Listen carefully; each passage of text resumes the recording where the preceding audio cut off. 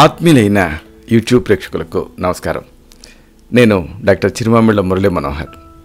ప్రపంచవ్యాప్తంగా ఉన్న మిమ్మల్ని అందరినీ ఇలాగా ఈ యూట్యూబ్ ద్వారా కలుసుకుంటున్నందుకు ఆనందంగా ఉంది. చక్కగా మీరు స్పందిస్తున్నారు, రెస్పాండ్ అవుతున్నారు, ఎస్ఎంఎస్లు చేస్తున్నారు, ఈమెయిల్స్ చేస్తున్నారు, అలాగే మీ అభిప్రాయాలు పోస్ట్ చేస్తున్నారు. ఇంకా ప్రధానంగా ఈ కంటెంట్ని, ఈ వీడియోల్ని మీ సర్కిల్స్తో, మీ ఫ్రెండ్స్తో, మీ బంధుమిత్రులతో షేర్ చేసుకుంటున్నారు. అలాగే మీకు కలిగేటువంటి అనుమానాలను అడుగుతున్నారు. చాలా చాలా ఆనందం, చాలా చాలా సంతోషంగా ఉంది. ఇక ఈ కార్యక్రమంలో ఒక ఆసక్తికరమైన విషయాన్ని తెలుసుకోబోతున్నాం. ఈ మధ్యకాలంలో డ్రై షాంపూ గురించి కొంతమంది అడుగుతున్నారు. అసలు ఈ డ్రై షాంపూ ఏమిటి, దీని కథ కమామిషు, అలాగే ఈ డ్రై షాంపూ విషయంలో ఎలాంటి పొరపాటు చేయకూడదు, ఈ మొత్తం సమాచారం తెలుసుకుందాం. డ్రై షాంపూ ఇది వర్షాలు పడే రోజులు కదా, తలస్నానం చేయాలి తప్పదు. కానీ తలస్నానం చేయడానికి టైం ఉండదు, కుదరదు. అలాంటప్పుడు చాలామంది జుట్టుని బౌన్సింగ్గా కనిపించడానికి ఏం చేస్తున్నారు, ఈ డ్రై షాంపూని వాడుతున్నారు. ఈ డ్రై షాంపూ ఉపయోగించేటప్పుడు కొన్ని జాగ్రత్తలు తీసుకోవాలి. ఈ కొన్ని చిన్న పొరపాటు వల్ల ఆ జుట్టు దెబ్బతిని రిస్క్ ఉంటుంది. కాబట్టి జాగ్రత్తలు తీసుకోవాలి. ఈ పొరపాట్లు ఏమిటి, ఎలాంటి జాగ్రత్తలు తీసుకోవాలి, ఇది తెలుసుకుందాం. ముఖ్యంగా డ్రై షాంపూని ఉపయోగించేటప్పుడు పాటించాల్సిన పద్ధతులు తెలుసుకుందాం.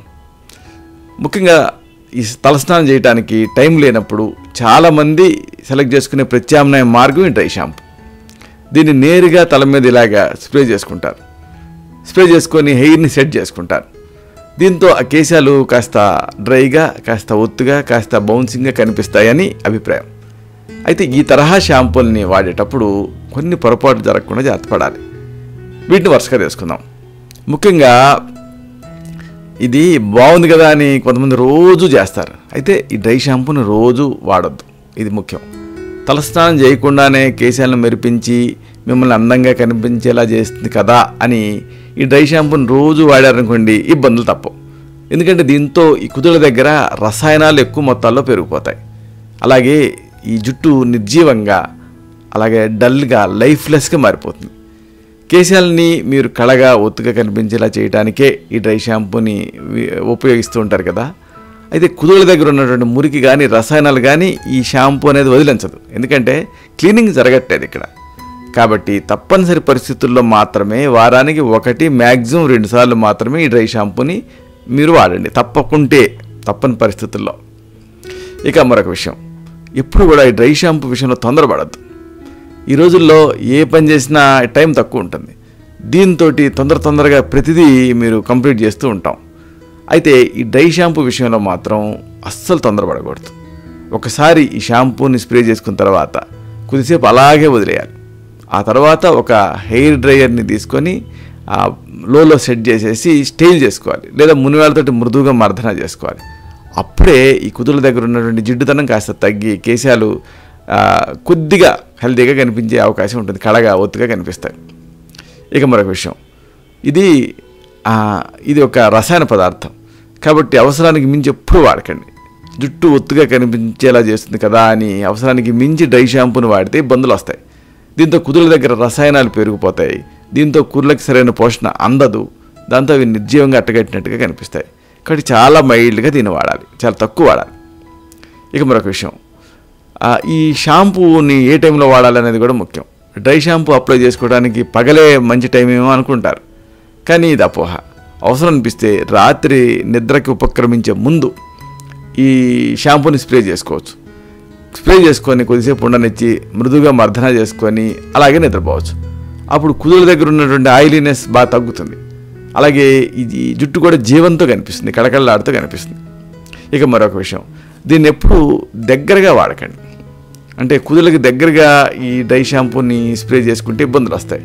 కనీసం ఒక 10 నుంచి 12 అంగుళాల దూరం నుంచే దీన్ని ఉపయోగించండి. కుదుళ్ళకి దగ్గరగా స్ప్రే చేసుకున్నారనుకోండి, ఆ జుట్టు అట్టగట్టినట్టుగా కనిపిస్తుంది.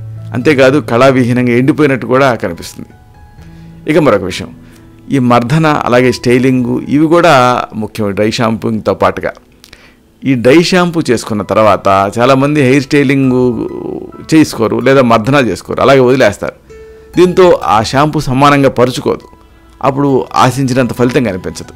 కాబట్టి డ్రై షాంపూ స్ప్రే చేసుకున్న తర్వాత కొద్దిసేపు ఆగండి. తర్వాత మర్దన చేసుకోండి, లేదా ఈ స్టైలింగ్ ఉత్పత్తులతో కేశాన్ని స్టైల్ చేసుకోండి. అప్పుడు మీకు చక్కగా అనిపిస్తుంది ఇది. ఇక మరొక విషయం, చివర్లను అసలు చేయకండి. కుదుళ్ళ దగ్గరే కాదు, చివర్లకి కూడా డ్రై షాంపూ స్ప్రే చేసేసి కొద్దిసేపు ఆరనిచ్చి తర్వాత హెయిర్ డ్రైయర్ని లోలో సెట్ చేసి స్టైల్ చేసుకోండి. ఒకవేళ చివర్లు మరీ పొడిబారినట్టు నిర్జీవంగా అనిపిస్తుంటే 2 చుక్కల సీరం అని ఉంటుంది, అది రాసుకోండి. ఆ తర్వాత షాంపూని వాడండి, ఈ డ్రై షాంపూని. అప్పుడు అవి కాస్త చక్కగా అనిపిస్తాయి. డ్రై షాంపూ ఉపయోగించేటప్పుడు జరగకూడని పొరపాట్లను ఇలాగా మీరు గమనించి వీటిని తెలుసుకొని ఇవి సరిదిద్దుకుంటే తప్పనిసరి పరిస్థితులలో డ్రై షాంపూని వాడచ్చు మీరు. అయితే చెప్పుకున్నట్టుగా ఇది రసాయన పదార్థం కాబట్టి, ఇది సహజ పదార్థం కాదు కాబట్టి ఎంతో అవసరమైతేనే దీన్ని వాడండి. ఇలాంటి మరొక ఆసక్తికరమైన విషయాన్ని తిరిగి ఇదే కార్యక్రమాల పరంపరలో మనం కలుసుకున్నప్పుడు సవివరంగా, సహేతుకంగా, సమగ్రంగా తెలుసుకుందాం. శతం జీవ శరదో వర్ధమానః, శతం హేమంతాన్ శతం వసంతాన్. 100 శరత్తులు, 100 హేమంతాలు, 100 వసంతాలు వర్ధిల్లుతూ జీవించండి. శుభం.